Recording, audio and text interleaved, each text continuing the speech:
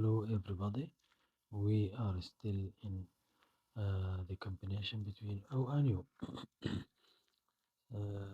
Today we are going to learn the fourth sound that comes from this combination, which is U, U, U.